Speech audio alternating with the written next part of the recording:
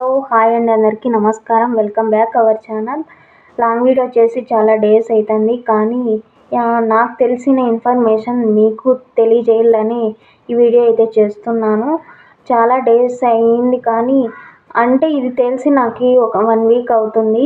నేను చేయకూడదు అనుకున్నా, కానీ ఈ యూజ్ఫుల్ ఇన్ఫర్మేషన్ ఖచ్చితంగా ఒకరికన్నా యూజ్ అవుతుందని చెప్తున్నా.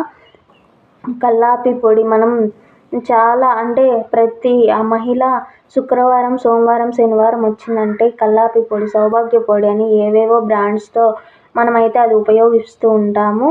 కానీ అది మనకి ప్రాణాంతకమని మీకు తెలుసా?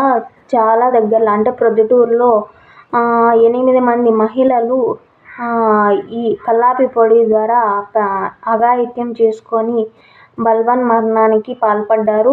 వాళ్ళు చనిపోయారు కూడా.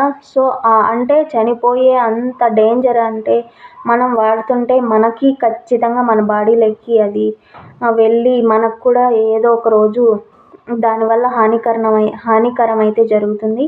కాబట్టి మీరు అది ఎవరైతే వాడుతున్నారో అక్కడితో ఆపేసి ఇంక నుంచి సౌభాగ్య పొడి అనేది వాడకుండా న్యాచురల్గా మనకి దొరికేది పసుపుతోనే అలకి బాగా ముగ్గులు పెట్టండి.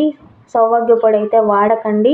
దీన్ని చాలా చోట్ల సీజ్ చేస్తున్నారు కంపెనీస్. సౌభాగ్య పొడి కంపెనీ ప్రొద్దుటూరులో కూడా దాన్ని అయితే సీజ్ చేశారు. సో కాబట్టి ఖచ్చితంగా అదైతే మీరు వాడుతుంటే ఖచ్చితంగా మానేయండి.